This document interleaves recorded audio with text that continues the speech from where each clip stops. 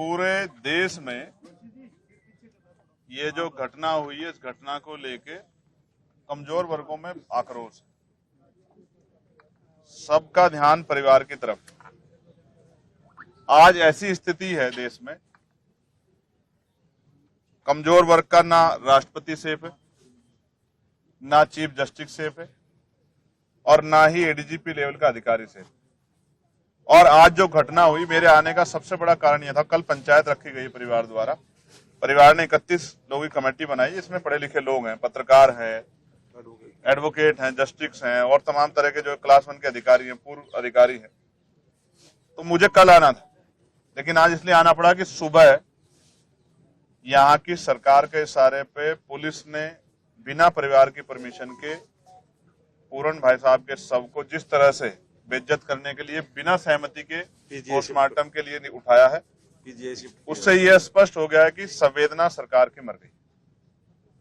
5 दिन हो गए। अगर इतना मजबूत परिवार, जिस परिवार में जिसकी जान गई है, वो क्लास 1 के अधिकारी थे, एडीजीपी लेवल के, जिनकी खुद की पत्नी जो है वो क्लास 1 के अधिकारी आईएएस है, और तमाम तरह के उनके परिवार में जो रिलेटिव हैं, उनके एक भाई जो हैं, उनकी पत्नी के वो एमएलए हैं। जब इस तरह के परिवार को न्याय नहीं मिलने में जो इतनी देरी हो रही है, तो आम गरीब, दलित, पिछड़े वर्ग के लोगों के हालात क्या है? तो ये बड़े चिंता का सबब है। लेकिन हम इतनी आसानी से परिवार को हार नहीं मानने देंगे। परिवार लड़ने के लिए तैयार है, हम सब लोग उनके साथ खड़े हैं। कल जो पंचायत में तय होगा, क्योंकि समाज बड़ा है, हम सब लोग छोटे, तो उस पे हम लोग पहरा देंगे। अगर पंचायत ने कहा कि एक बहुत बड़ी कॉल देके चंडीगढ़ आना है, तो वो भी करेंगे। पंचायत ने जेल भरो आंदोलन के लिए कहा, वो भी करेंगे।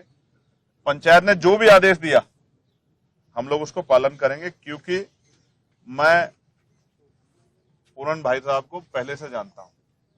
मेरे आज भी याद है, वो अंबाला रेंज में थे, तब भी उन्होंने कास्ट डिस्क्रिमिनेशन सहा है। मेरी बात हुई, कोरोना काल चल रहा था, हमने, हमारे संगठन ने, भीम आर्मी ने ज्ञापन दिया था उस समय इस बात के लिए कि भाई उनके साथ एट्रोसिटी हो रही है, उनके साथ डिस्क्रिमिनेशन हो रहा है, उनको एक अधिकारी के साथ डिस्क्रिमिनेशन हो रहा है, ये गलत है। और आज उन्होंने जो कदम उठाया, मैं इसको इस तरह देखता हूं। लोग किस तरह देखते हैं मुझे नहीं पता है। अगर आप चोर को चोर कहोगे तो शायद उसको बुरा ना लगे, वो बचने की कोशिश करेगा मुंह फेरने की।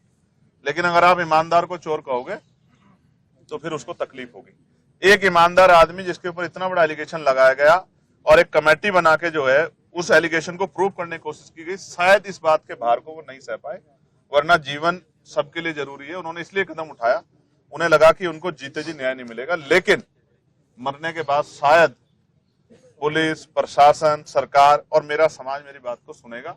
न्याय पसंद, संविधान को मानने वाले लोग इस बात को सुनेंगे। और आज ये दर्द जो है पूरे परिवार का है। मैंने उनकी बिटिया से बात की है, उनकी पत्नी से बात की है, उनके परिवार के और लोगों से बात की है।